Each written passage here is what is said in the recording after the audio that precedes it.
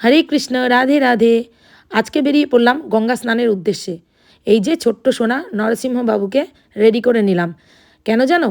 কারণ আজকে মহাপবিত্র মৌনী অমাবস্যা। আর নতুন করে তোমাদের তো কিছু বলার নেই, কারণ সবাই জানেন যে এই মহাপবিত্র মৌনী অমাবস্যায় মহাকুম্ভযোগ রয়েছে, যেখানে কোটি কোটি ভক্তবৃন্দ প্রয়াগরাজ ত্রিবেণী সঙ্গমে স্নান করতে চলে গেছেন। কিন্তু আমরা তো যেতে পারলাম না, তাহলে আমরা কি করব?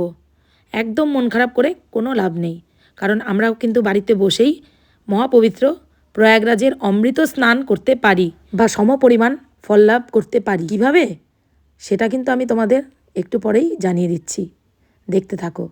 আর এই যে গঙ্গার ঘাটে এসেই এক ভক্তের সঙ্গে দেখা হয়ে গেছে। তো সেই ভক্ত বলছেন যে সে নাকি আমার বড় ফ্যান, আমার সঙ্গে দেখা হয়ে গেছে, সেটা নাকি ওর অনেক ভাগ্য। তখন আমি তাকে বললাম যে অ্যাকচুয়ালি আমার সঙ্গে দেখা করে আপনার কতটা ভাগ্য হয়েছে জানি না, কিন্তু প্রভুর সঙ্গে দেখা হয়ে গেছে, সেটাই কিন্তু বড় ব্যাপার। আর ওনার সঙ্গে কথা বলতে বলতে আমি নরসিংহবাবুর জামাটা কিন্তু খুলে দিলাম, কারণ গঙ্গার ঘাটে ওর জামাটা খুলতে গেলে অনেকটা অসুবিধা হতে পারে। তো এই কারণে আমি এখানেই ওর জামাটা খুলিয়ে দিয়ে দিদির কোলে তুলে দিয়ে তারপর আমি টোটো থেকে নামলাম। কারণ টোটো থেকে আমি যদি ওকে কোলে নিয়ে নামি, তাহলে ওর কিন্তু সারারাতি শুরু হয়ে যাবে তখনই। আর সত্যি কথা বলতে, দিদির কোলে দেওয়ার পর আমি যখন গঙ্গার দিকে এগিয়ে যাচ্ছি, আমার কিন্তু অনেকটাই ভয় লাগছিল। কি কারণে ভয় লাগছিল? কারণ ছোট্ট বাচ্চা যখন জলের মধ্যে নামে, তখন সত্যি কথা বলতে ওকে সামলানো যায় না, এত সারারাতি করে। তো সেই ভয়েই আমি পাচ্ছিলাম। আর এইদিকেও ভাবছিলাম যে ঠান্ডা জলে ওর আবার ঠান্ডা না লেগে যায়। কিন্তু মানে আশ্চর্য ব্যাপার, জলে নামার পর আমার ভাবনাটা পুরো উল্টো হয়ে গেল। তো যাই হোক, আর এইদিকে একে নিয়ে এই ফার্স্ট টাইম আমি কিন্তু গঙ্গায় আসলাম, মানে বলতে পারো যে একদম প্রথম এক্সপিরিয়েন্স। আর এর মধ্যে ওই ভক্ত আবার এসছেন আমাদের সঙ্গে ছবি তোলার জন্য। তো আমি ওনাকে বললাম একটু তাড়াতাড়ি করবেন, কারণ বেশিক্ষণ টাইম দেওয়া যাবে না, কারণ অনেকটা বেলা হয়ে গেছে আর ঠান্ডাও পড়েছে। তো যাই হোক, এই ছবি টবি তোলা হওয়ার পর তারপরে আমরা আবার নিচের দিকে মানে গঙ্গার দিকে নামলাম। আর তার আগে তোমাদের সঙ্গে এই যে এই ঘাটটার ভিউটা একটু শেয়ার করে দিলাম। এটা হচ্ছে দেয়ারাপাড়া ঘাট, মানে এই ঘাটটার নাম। আর এই ঘাটের সঙ্গে কিন্তু জড়িয়ে রয়েছে আমার ছোটোবেলার অনেক স্মৃতি। ছোট্টবেলায় আমার বাবা তেল মাখিয়ে নিয়ে চলে আসতেন এই গঙ্গায়। তো আমরাও কিন্তু জলে নেমে কিন্তু খুব পরিমাণে সারারাতি করেছি। তো এই কারণেই আমি জানি যে জলে নামলে বাচ্চারা কিন্তু প্রচুর পরিমাণে সারারাতি করে, সেই কারণে আমি কিন্তু ভয় পাচ্ছিলাম। তো যাই হোক, সোনাকে নিয়ে আস্তে আস্তে করে গঙ্গার দিকে এগিয়ে গেলাম। দিয়ে প্রথমে আমি ওকে নিয়ে প্রথম যে সিঁড়িটা রয়েছে সেখানে গঙ্গায় না নেমে আগে সবার প্রথমে আমি আচমন করে নিলাম। মানে একটু অসুবিধা হচ্ছিল, আর প্রচুর পরিমাণে ভক্তের ভিড় ছিল গঙ্গায় সেই টাইমে। অ্যাকচুয়ালি সেই টাইমটা কিন্তু ফাঁকা থাকারই কথা, যেহেতু এত সুন্দর একটা যোগ, সেহেতু এত ভিড় ছিল হয়তো, কারণ একদম ফাঁকা থাকে। এর আগে যেই দিন গিয়েছিলাম সেই দিন কিন্তু অনেকটা ফাঁকা ছিল। আচমন করার পর আমি দিদিকে বললাম যে ওই ঘটিটা বার করে দিতে। ওকে ঘটিতে করেই স্নান করিয়ে দেবো, একটুখানি একটা দুটো সিঁড়িতে নামবো, মানে একটা দুটো সিঁড়ির নিচে নেমে তারপর ওকে ঘটিতে করে জল তুলে ওকে স্নান করিয়ে দেবো, এটাই আমরা ভেবেছিলাম। দিয়ে তারপরে একটা বসার জন্য ওর একটা ছোট্ট তোয়ালির মতো নিয়ে এসেছি, তো ভাবলাম যে ওকে ওখানে বসিয়ে দিয়ে তারপর আমরা আমাদের মতো স্নান করে নেব। কিন্তু আমাদের প্ল্যান তোমাদের আগেই শেয়ার করেছি, আমাদের প্ল্যান কিন্তু চলবে না, ভগবানের প্ল্যান তো আলাদাই। আর তারপরে এই ফার্স্ট টাইম নরসিংহবাবু গঙ্গায় স্নান করতে এসছেন, তো ও কি আর এমনি এমনি ছেড়ে দেবেন? তো যাই হোক, প্রথমে আমি ওকে নিয়ে বসলাম খুব ধীরে সুস্থে, কোনো রকম মানে তাড়াহুড়ো না করে ওকে নিয়ে কোলে নিয়ে বসলাম। আর আমার দিদি এবার ঘটিটা নিয়ে জল ভরে ওর মানে ওর মাথা দিয়ে আস্তে আস্তে করে মানে স্নান করিয়ে দেবে, সেই হিসাবে জলটা ভরছিল। আর আমি অল্প একটু জল নিয়ে ওর পায়ে কিন্তু আগেই দিয়ে নিয়েছি। তো এই যে এক মাতাজি এসছেন, মানে ওকে দেখে আর মানে কি বলবো, আর লোভ সামলাতে পারেনি, ওকে একদম ধরে প্রণাম করলেন, আর অবশ্যই আমাকে পারমিশন নিয়েছেন। আর যেহেতু মাতাজি গলায় তুলসীর মালা ধারণ করে আছেন বা প্রসাদ ভোজি, তো আমি ওনাকে বললাম ঠিক আছে আপনি ধরতে পারেন। তো এই যে পরের জন যে মাতাজি, তাকেও কিন্তু আমি জিজ্ঞাসা করছিলাম যে আপনি মানে প্রসাদ ভোজি তো, তবেই কিন্তু স্পর্শ করবেন, না হলে স্পর্শ করতে পারবেন না। তো কারণ যারা আমিষ আহার করেন তাদের মানে তাদের উদ্দেশ্যে বলি, তারা কিন্তু বিগ্রহ কিন্তু ধরার কিন্তু তাদের কোনো রকম নিয়ম নেই। তো যাই হোক, এইবার আমার দিদি ওর মাথায় জল ঢালছে আর আমি এদিকে মুখে মন্ত্র উচ্চারণ করছি। তো এইবার তোমাদের সাথে আমি শেয়ার করি যে প্রয়াগরাজে না গিয়ে মহাকুম্ভ, এই যে এত মহাযোগ, এত সুন্দর পবিত্র যোগ, সেখানে আমরা যেতে না পেরেও কিন্তু সমপরিমাণ স্নানের ফল লাভ করব কি করে। ত্রিবেণীম মাধবম সোমম ভরদ্বাজম চ বাসুকিম বন্দে অক্ষয় বটম শেষম প্রয়াগম তীর্থনায়কম। ত্রিবেণীম মাধবম সোমম ভরদ্বাজম চ বাসুকিম বন্দে অক্ষয় বটম শেষম প্রয়াগম তীর্থনায়কম। ত্রিবেণীম মাধবম সোমম ভরদ্বাজম চ বাসুকিম বন্দে অক্ষয় বটম শেষম প্রয়াগম তীর্থনায়কম। এই মন্ত্রটি জপ করে যখন তোমরা বাড়ির কলের জলে অথবা যদি বাড়ির কাছে মা গঙ্গা থাকেন তাহলে তো অতি উত্তম, সেখানে গিয়ে এই মন্ত্রটি উচ্চারণ করে তোমরা যদি স্নান করো তাহলে কিন্তু প্রয়াগরাজ ত্রিবেণী সঙ্গম অথবা অমৃত স্নান, এই মহাকুম্ভ যোগে তোমরা কিন্তু সম পরিমাণ ফল লাভ করবে। হ্যাঁ, একদম ঠিকই বলছি। যারা মহাকুম্ভে গিয়ে এই মহাপবিত্র অমৃত স্নান করেছেন তাদের মতো তোমরাও কিন্তু সমপরিমাণ ফল লাভ করতে পারবে। আসলে কি বলো তো, মনের ব্যাপার। মন যদি ঠিক থাকে, ভগবান কিন্তু মন দিয়ে যদি তুমি ডাকো তাহলে তুমি যেখানে বসে ভগবানকে ডাকবে সেটাই কিন্তু স্বয়ং বৃন্দাবনে পরিণত হয়। তেমনি এখানে বসেও তোমরা কিন্তু একদমই মহাপবিত্র প্রয়াগরাজের স্নান করতে পারো বা মহাপবিত্র অমৃত স্নান করতে পারো। আর হ্যাঁ, তুলসী বিনা তো ভগবানের স্নান হয় না, তাই একটু লক্ষ্য করলে দেখতে পাবে নরসিংহবাবুর কোমরে কিন্তু তুলসীপত্র গুজে রেখেছি। অ্যাকচুয়ালি বাড়ি থেকে আমি কিন্তু ওর গামছার ভেতরেই ওটা গুজিয়ে নিয়ে চলে এসেছিলাম, ওর চরণে দিয়েছিলাম, কিন্তু ওটা ভেসে কোথায় চলে যাবে বলে ওর কোমরে আমি আবার গুজে রেখেছি। তো যাই হোক, এইদিকে দেখো দিদি যখন তখন গঙ্গায় স্নান করতে থাকা বাকি ভক্তরাও কিন্তু সেই সুযোগ হাতছাড়া করতে পারলো না। তারাও কিন্তু বলছে আমরাও স্নান করাবো। এবার আমি কি করে আটকাই বলো তো, কারণ ভগবান আর ভক্তের মাঝখানে আমি তো বাধা হয়ে দাঁড়াতে পারবো না। তো এক এক করে সমস্ত ভক্ত সবাই তুলসী মালা একদম কণ্ঠে ধারণ করে রয়েছেন, তারা প্রত্যেকেই কিন্তু এসে এক এক করে প্রভুকে স্নান করাতে শুরু করলো। আর তার সাথে চললো ভগবানের জয়ধ্বনি, উলুধ্বনি, আর চললো হরে কৃষ্ণ মহামন্ত্র। যে যেরকমভাবে পারছেন সে সেইভাবে প্রভুকে একদম জোরে জোরে করে একদম মহামন্ত্র জপ করছেন, কেউ হরি বল বলে জয়ধ্বনি করছে। এইভাবে এত সুন্দর আনন্দমুখর একটি মুহূর্তের সাক্ষী হয়ে রইলাম আমরা সমস্ত ভক্তরা। আর এখানে উপস্থিত সমস্ত প্রভু এবং মাতাজিরা একটা কথাই বলছেন যে আমরা খুবই কি বলবো, খুবই ব্লেসড যে আজকে এত সুন্দর একটা মুহূর্তের সাক্ষী হয়ে রইলাম এবং নিজে হাতে প্রভুকে স্নান করাতে পারলাম এবং আমরাও এত সুন্দর একটা স্নান করতে পারলাম।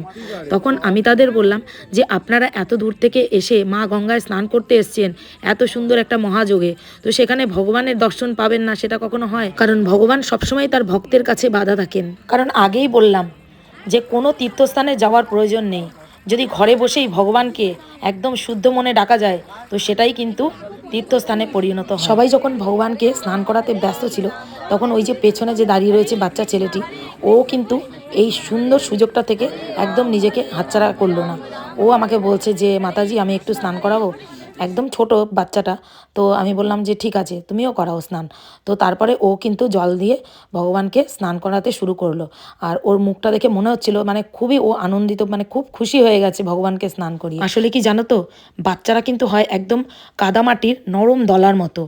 যেমন একটা কাদামাটিকে একটা সুন্দর শেপ দিয়ে তুমি যেই শেপে দেবে সেই শেপেই ও তৈরি হয়ে যাবে। তারপর যখন ওকে আগুনে পুড়িয়ে একদম লাল করে ফেলবে তখন কিন্তু সে আর অন্য শেপ নিতে পারবে না। ঠিক তেমনি একটা বাচ্চাকে ছোট্ট থেকে যদি আমরা শেখাতে পারি যে পাপ কোনটা, পুণ্য কোনটা, ভালো কোনটা, মন্দ কোনটা, তাহলে কিন্তু সেই বাচ্চাটি কিন্তু একদিন বড় হয়ে সর্বশ্রেষ্ঠ মানুষে পরিণত হয়। কারণ তার মধ্যে যখন জ্ঞান থাকবে যে পাপ পুণ্য কোনটা, তখন কিন্তু সে একটা খারাপ কাজ করার আগে 10 বার। তাই আমাদের প্রত্যেক জনার একদম ধর্ম হচ্ছে ছোট্ট থেকে একটা বাচ্চাকে সঠিকভাবে গীতার জ্ঞান, ভাগবতের জ্ঞান দেওয়া। তাই সমস্ত শিক্ষা প্রতিষ্ঠানে গীতা, ভাগবতম এগুলো সিলেবাসে অবশ্যই রাখা উচিত। বন্ধুরা, আমরা যেরকম কর্ম করব আমাদের বাচ্চারাও কিন্তু সেটা দেখেই শিখবে।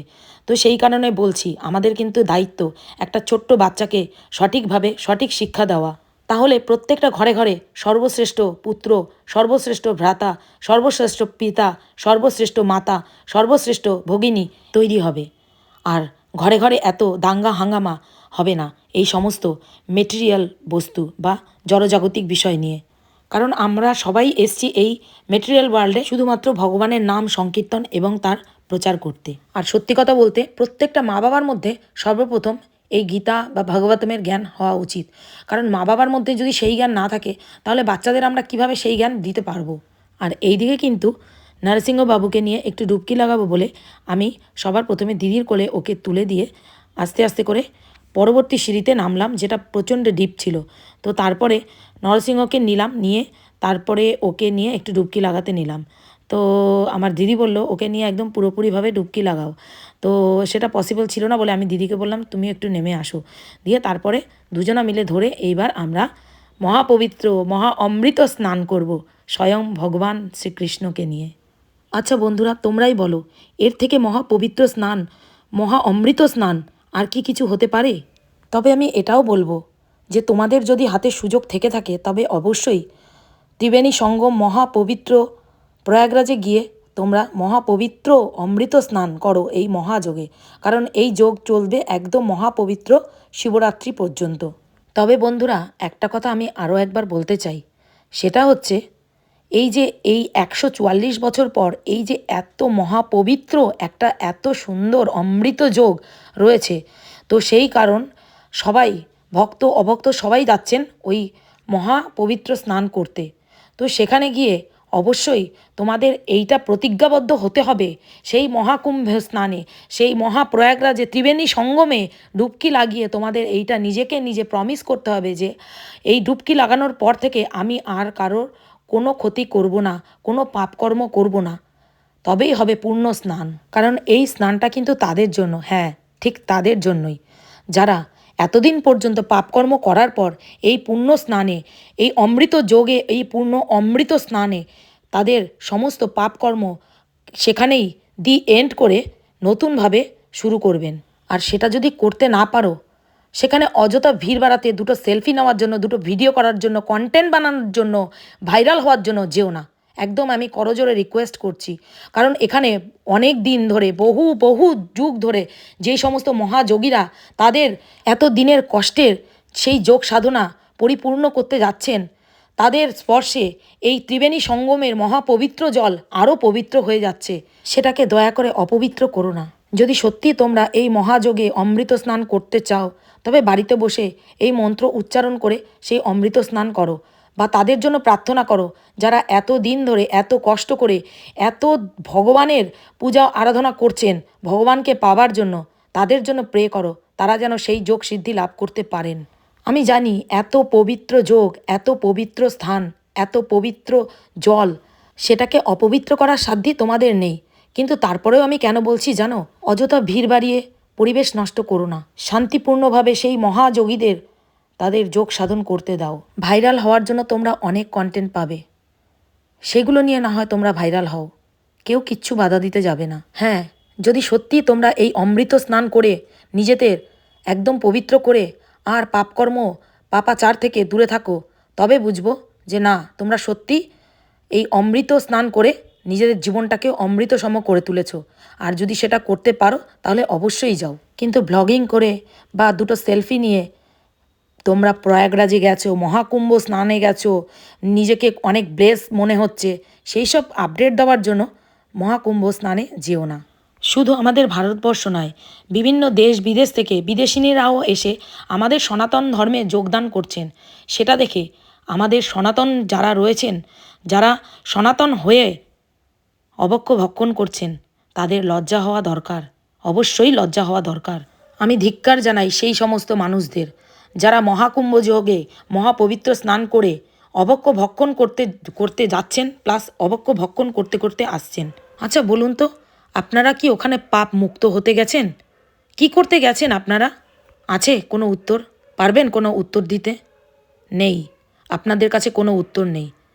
শুধু 2-3 মিনিটের ইন্দ্রিয় তৃপ্তির জন্য আপনারা অন্যের জীবন শেষ করে দিচ্ছেন, অন্যের হাড় মাংস রক্ত সেগুলো সেবন করছেন।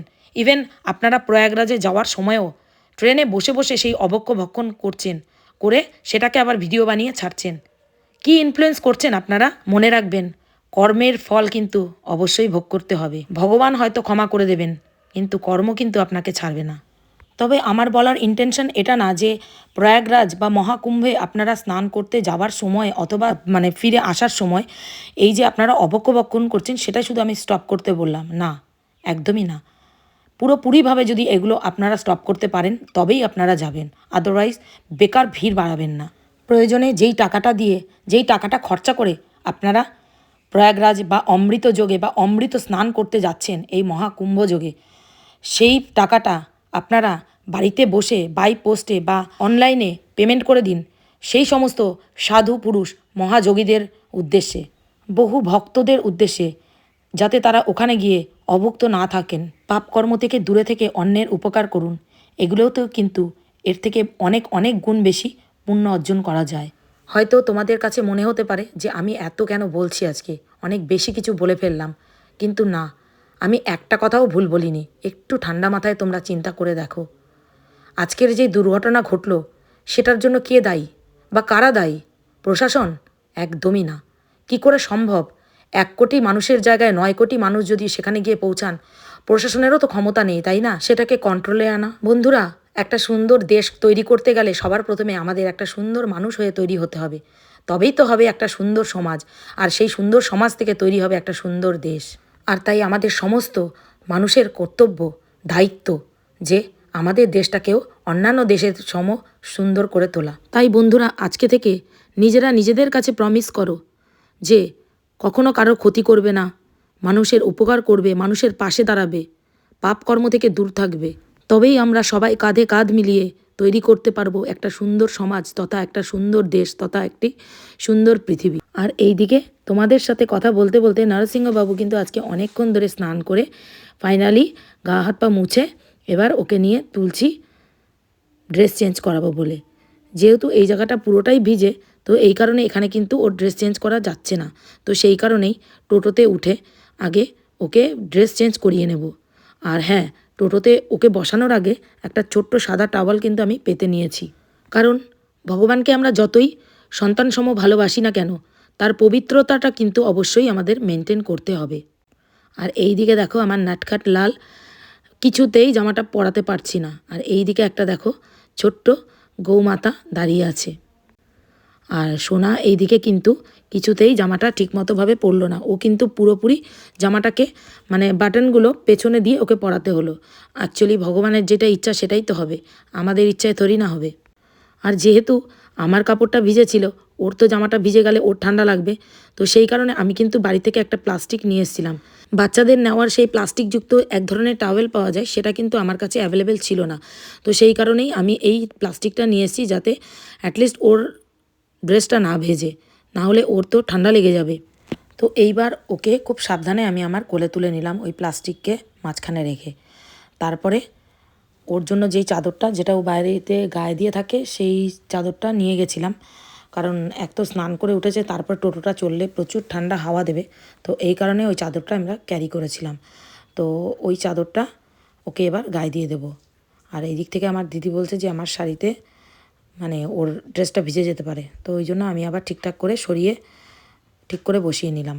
আর ওর যেই গামছাগুলো যেগুলো ভিজে গেছে সেগুলোকে একটি আলাদা ক্যারি ব্যাগে ভরে আলাদাভাবে সেটা গুছিয়ে নেওয়ার জন্য গামছাটা আমি হাতে নিলাম, কারণ ক্যারি ব্যাগটা বার করতে হবে। এই সমস্ত কিছু কিন্তু আমি বাড়ির থেকে আগে থেকেই সুন্দরভাবে গুছিয়ে নিয়েছি। তবে আমার মনে হচ্ছিল যে এই চাদরটা কিন্তু ও গায়ে রাখবে না, কারণ ও বেরিয়েছে এমনি বাড়িতে, এই চাদরটা ও গায়ে দিতে চায় না, মাথা থেকে খুলে ফেলে।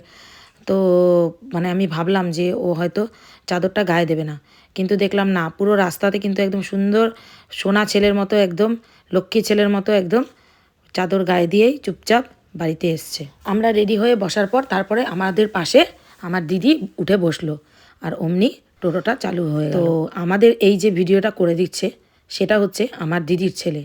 ও কোনো সময় ক্যামেরার সামনে আসতে চায় না, তাই বন্ধুরা তোমাদের কিন্তু ওকে দেখাতে পারলাম না। ও কিন্তু প্রসাদ ভোজি, ও কিন্তু তুলসী মালা গলায় ধারণ করেছে, ও কিন্তু ভগবদ গীতা পাঠ করে। প্রতিদিন গোমাতা সেবার জন্য ওর মাকে ও হেল্প করে। প্রতিদিন গোমাতা এসে তার খাবার গ্রহণ করার পর যাওয়ার আগে যে গোমূত্র বা গোবর মানে উঠোনে করে থুয়ে যায়, সেগুলো কিন্তু ও পরিষ্কার করে সুন্দর করে রেখে দেয়, যাতে পরের দিন ও আবার এসে সুষ্ঠু মতে খাবারগুলো খেতে পারে। তো বন্ধুরা, আমরা ছোট থেকে ওকে এটা শিখিয়েছি বলে আজকে ও এত সুন্দর কর্মকাণ্ডগুলো করছে। আর শুধু তাই নয়, প্রত্যেক দিন ওদের বাড়ির সামনে অনেকগুলো কুকুর আসে, তাদেরকেও প্রত্যেক দিন ও খাবার দেয় রাত্রিবেলা। আমাদের প্রত্যেকেরই উচিত আশেপাশে কোনো মানুষ বা কোনো পশু পাখি অভুক্ত আছে কিনা সেটার খোঁজখবর নেওয়া বা তাদের এইটুকু সামর্থ্য অনুযায়ী তাদের খাবার মুখের সামনে তুলে দেওয়া। আর গল্প করতে করতে আমরা কিন্তু বাড়ির কাছাকাছি প্রায় পৌঁছেই গেলাম। আর এত কথার ভেতরে তোমরা একটা জিনিস খেয়াল করেছো? দেখো নরসিংহবাবুর ফেসে কত হাসি, আজকে কত খুশিও। আর যেতে যেতে আমাদের বাড়িটাও কিন্তু নরসিংহবাবুকে দেখিয়ে দিলাম, এই যে তোমার বাড়ি। অ্যাকচুয়ালি সবই তো তার, তাই না? তো বন্ধুরা, ভিডিওটা শেষ হয়ে যাওয়ার আগে অবশ্যই আমরা একসাথে একবার বলি, হরে কৃষ্ণ কৃষ্ণ কৃষ্ণ হরে হরে, হরে রাম রাম রাম হরে হরে, হরি হরি बोल।